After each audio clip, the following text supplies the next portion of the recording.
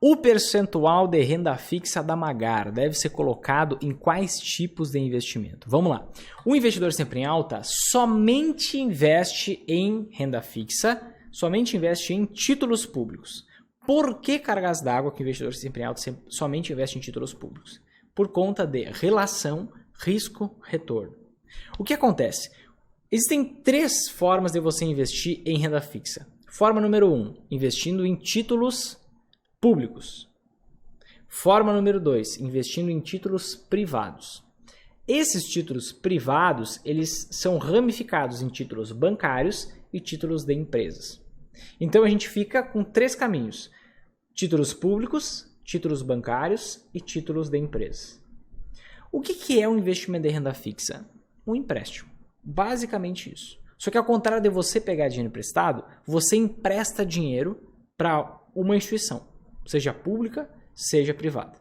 Então, por exemplo, quando você investe em CDB, LCI, LCA, no banco, você está emprestando dinheiro para o banco vai pegar esse dinheiro, vai te pagar uma merreca de taxa e vai cobrar altas taxas para quem pega empréstimo, para quem pega financiamento.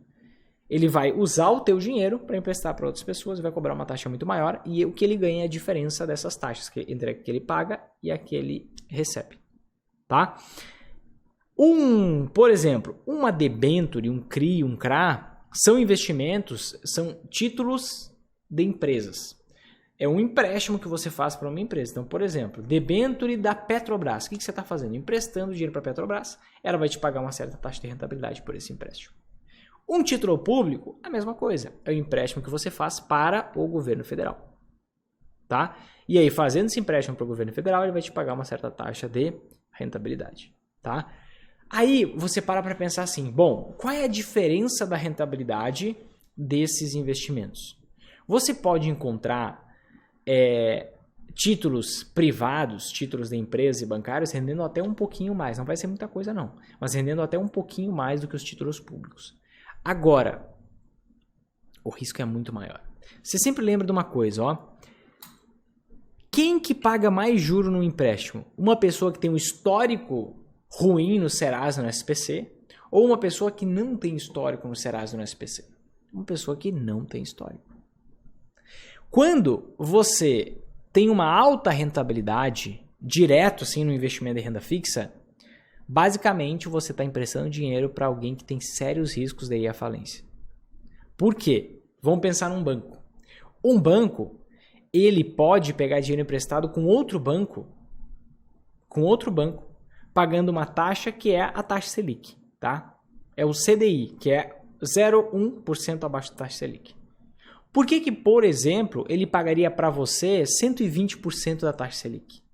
Porque ele não consegue pegar dinheiro emprestado com outro banco. Por que ele não consegue pegar dinheiro emprestado com outro banco? Por causa do risco. Então, sempre que alguém te paga algo a mais do que deveria, é porque o risco é alto demais e mais ninguém quer emprestar para ele.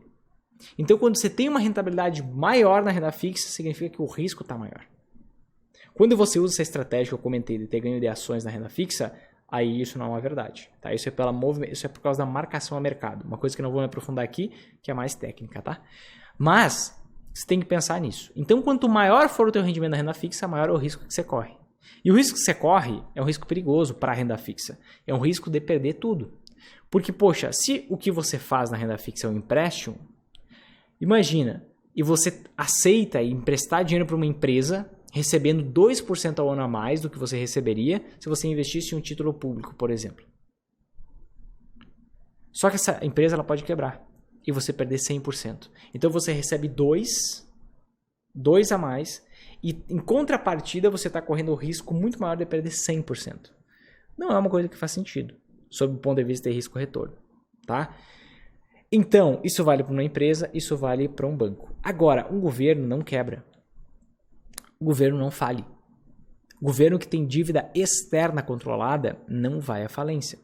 Se um governo tem uma dívida interna muito alta, como é o caso aqui do Brasil, o que acontece? Ele pode emitir dinheiro, o dinheiro não tem mais lastro, desde 1971. Ele pode emitir dinheiro, injetar dinheiro na economia. Injetando dinheiro na economia, o que ele vai fazer? Ele vai pagar as contas e vai rolar essa dívida para um prazo mais longo. Simples assim. O Brasil tem uma dívida externa de menos de 50 bilhões de dólares e tem só em reserva internacional 350, 7 vezes mais reserva do que dívida.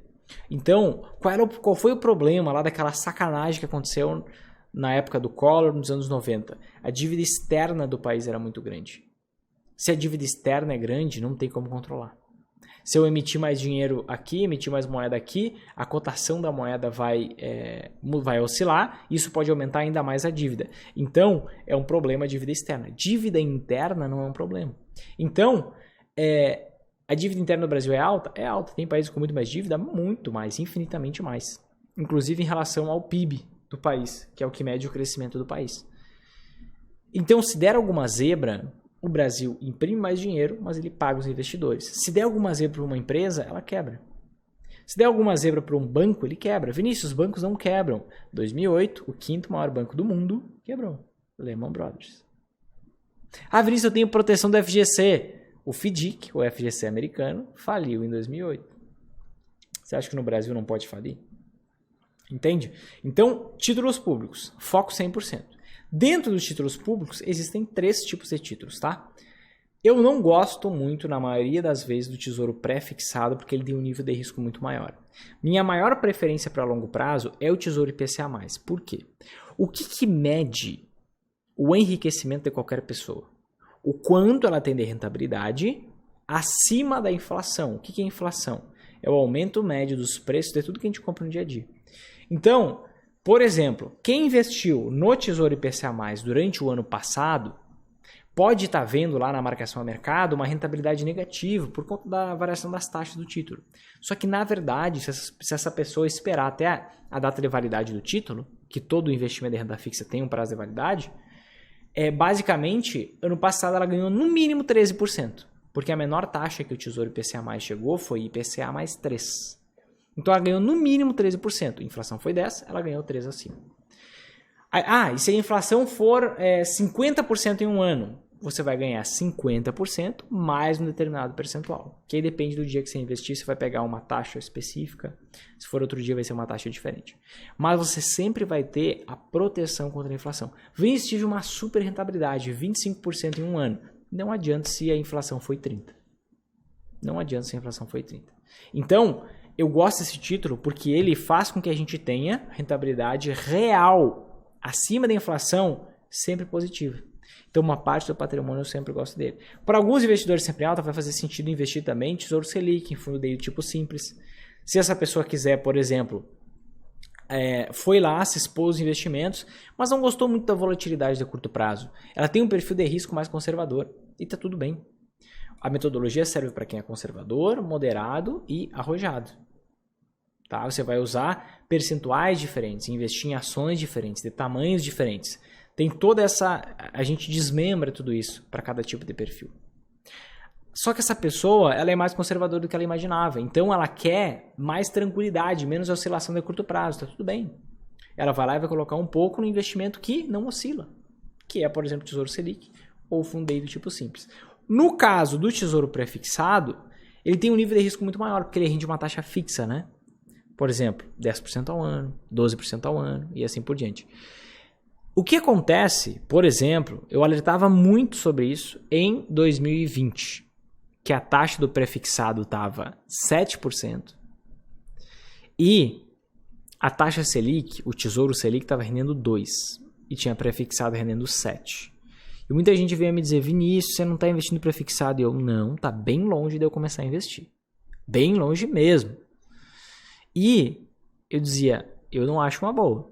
Eu não iria se eu tivesse no teu lugar. Algumas pessoas, alguns investidores sempre em alta, que fugiram da trilha, foram. E o que está acontecendo agora? A inflação, por exemplo, ano passado foi 10%. Eles ganharam 7%. Quanto que vai ser a inflação esse ano? 7%. Quanto que vai render? 7%. Estão perdendo dinheiro no acumulado de 2 anos da renda fixa. Não é oscilação de curto prazo, é realidade.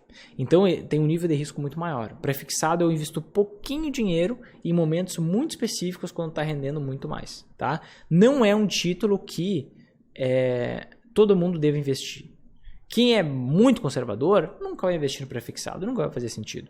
Quem for mais moderado, um pouco mais arrojado, aí faz sentido ter um percentual pequeno do seu dinheiro investido em tesouro prefixado em momentos muito específicos e pontuais. Mas, via de regra, tesouro IPCA sempre, tesouro Selic para alguns, prefixado para alguns menos ainda. Basicamente é isso.